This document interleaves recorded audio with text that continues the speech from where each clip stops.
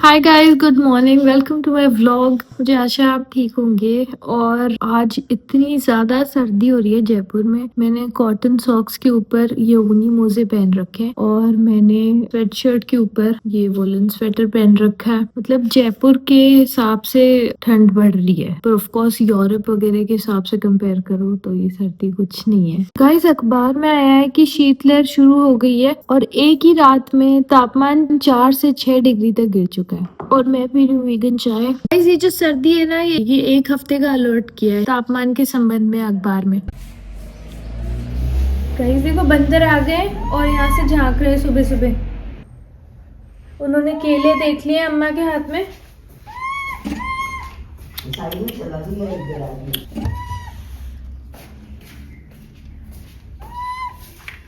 ये देखो बेबी बंदर। और ये इसकी माता जी, बंदरिया माता जी। ये भी भग गया पीछे पीछे। तो गाइस, सामान आया है प्रोविजन का, तो मैं अंदर लेके चलती हूँ।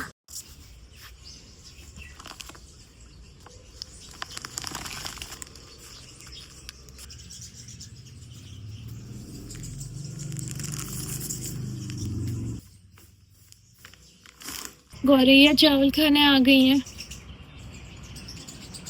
मुझे देख के उड़ गई। तो गाइस, मैं नाश्ता पका रही हूँ। मैंने मसाला बना लिया पोहे बनाने के लिए। मैंने नाश्ता बना लिया है। मैंने कच्ची घानी वाले मूंगफली के तेल में बनाया, टाटा वाला मंगवाया मैंने। आपको चाहिए तो मैं लिंक दे दूंगी डिस्क्रिप्शन। तो गाइस, थोड़ी थोड़ी धूप आने लगी है। अब नाश्ता हो गया और अब मैं पौधों में पानी देने वाली हूँ। देखो, स्ट्रॉबेरी का पौधा कितना अच्छा आने लगा। और ये मिर्ची का है या कैप्सिकम का है, ये वाला टमाटर का है।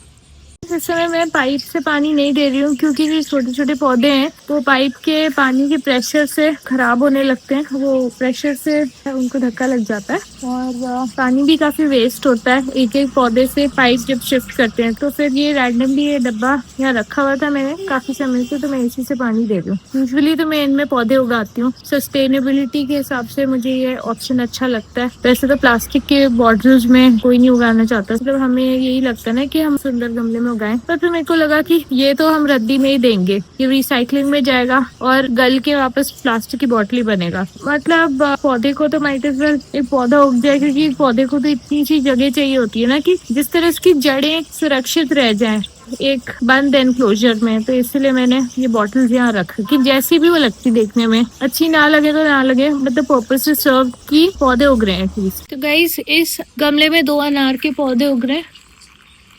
ऊपर तक मैंने पानी भर दिया ताकि जड़ों तक पहुंच जाए, अच्छा रहता है। इनमें सब में मैंने बीज डाले हैं, तो कभी न कभी अंकुरित हो ही जाएंगे। ध्यान है, मैंने बीज डाले थे और गमलों में उस दिन, इन प्लास्टिक के डब्बों में भी डाले थे मैंने उस दिन। तो कुछ तो सीताफल के थे, कीनू के थे, सेब के थे, अनार के थे। तो ये देखो, सीताफल के 2 पौधा ये मेरे हाथ से कंप्लीट कर। बंदर ने मिट्टी फैला दी है तो इसको अंदर डाल देते हैं।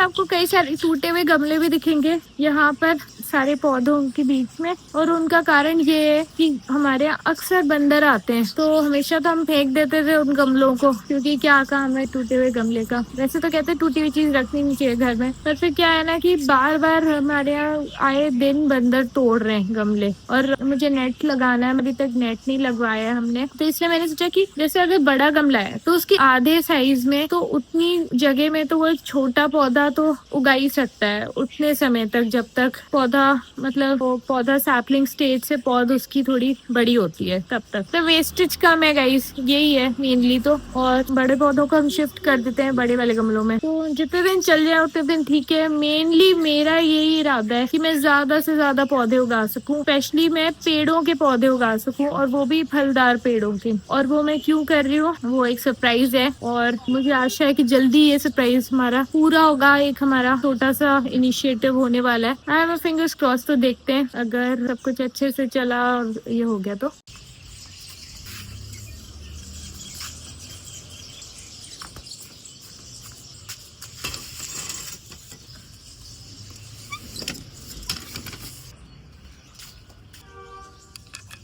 काफी दिन बाद धूप निकली है तो आज मैंने डिसाइड किया है कि मैं बाहर बैठ के एडिटिंग करूंगी। रोज रोज अंदर काफी ठंडक भी हो जाती है और ऑयल एडिटर ऑन करना मुझे इतना अच्छा नहीं लगता है, तो वो भी दिन में जब धूप आ रही है आसमान में तो ज्यादा अच्छा है कि धूप में बैठे हैं और विटामिन डी भी मिलता है धूप से।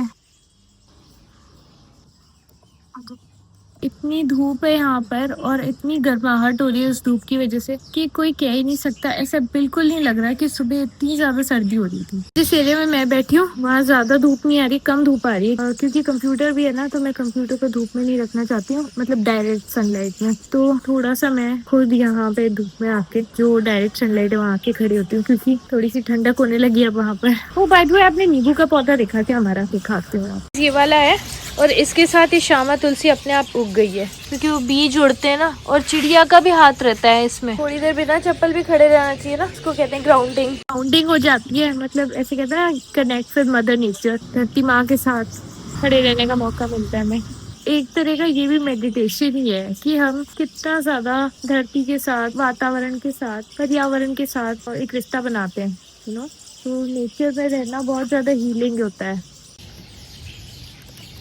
गाइस मैं पी रही हूँ बीटरूट का सूप और इसमें मैंने डाला है वीगन बटर। रात हो गई है, 8:30 बज रहे हैं करीब करीब। मैं खा रही हूँ खाने में रोटी, वीगन मेयोनेज, मशरूम और मटर की सब्जी। गाइस हम देख रहे हैं मालगुडी डेज। तो गाइस अभी हम देख रहे हैं मालगुडी डेज खाना खाते समय, और ये R.K. नारायण एक बहुत ही प्रसिद्ध लेखक थे भारत के, अंग्रेजी में लिखते थे। उनके द्वारा लिखित कहानियां हैं और इस पे आधारित एक धारावाहिक आया था। वैसे हमारे बचपन के समय आया था जब हम लोग स्कूल में होते थे, तो ये अभी भी है यूट्यूब में, तो हम लोग इसे देख रहे हैं। और इसके अंदर जो कार्टून्स है जो शुरुआत में आते हैं वो उनके भाई R.K. लक्ष्मण ने बनाए हैं। R.K. लक्ष्मण तो आपको पता ही होगा, बहुत प्रसिद्ध कार्टूनिस्ट थे। टाइम्स ऑफ इंडिया में उनका यू सेड इट नाम से आता था कार्टून। हर दिन आता था या हर हफ्ते आता था? हर दिन आता था भाई, बरसों तक आया भाई। और दोनों बहुत प्रसिद्ध भाई थे और अब तो दोनों ही नहीं रहे, पर आप लोग देख सकते हैं मालगुडी डेज। ये शंकर नाग उन्होंने निर्देशन किया है इसका। तो उनका भी देहांत बहुत जल्दी हो गया। हाँ, जैसे कि मैं बता रही हूँ उनका भी देहांत बहुत जल्दी हो गया। और गाइस इस धारावाहिक में ज्यादातर कहानियां ऐसी हैं कि गाँव के बच्चे हैं, गाँव के लोग हैं या छोटे शहर में, और थोड़े पुराने समय की बात है। जैसे कब के दशक में अम्मा? थोड़े पुराने समय की बात है, कुछ पोस्ट इंडिपेंडेंस। हाँ, तो काफी पुराने, 50 या 60 के दशक शायद। और स्वतंत्रता की पहले की कहानियां भी है, बाद की भी है, पर आप देखिएगा इसमें जो पात्र है वो बहुत ही असली है, बहुत प्रामाणिक है। तो अब 10 बज रहे हैं और मुझे एक छोटे से वीडियो शूट करना था अपने दूसरे चैनल के लिए। मेरे एक और चैनल है गाइस, अगर आपको नहीं पता तो, जिसमें मैं उन फिल्मों के बारे में बात करती हूँ जो फिल्में मुझे पसंद है और एक तरह से उनका रिव्यू करती हूँ। और आप चाहे तो आप भी देख सकते हैं, मैं इसकी लिंक डिस्क्रिप्शन में दे दूंगी। तो अभी मुझे उसके लिए एक छोटा सा वीडियो शूट करना है, तो इसीलिए मैं तैयार हो गई हूँ। तो गाइज अभी मैंने वो वीडियो शूट कर लिया है और एक्चुअली अब बहुत ज्यादा सर्दी हो गई है, या फिर शायद मुझे ही बहुत ज्यादा सर्दी लगने लगी है। तो बस मैं सोचूं आज मुझे जल्दी सोना चाहिए ताकि तबीयत ठीक रहे, और मैं सोच रही हूँ क्रोसिन खा के सो जाऊं। तो गाइज अब मैं इस व्लॉग को फिर यही एंड करती हूँ and thank you so much for watching. Like share and subscribe अगर आपको वीडियो पसंद आई हो तो, और मिलते हैं फिर कल अगले व्लॉग में। बाय।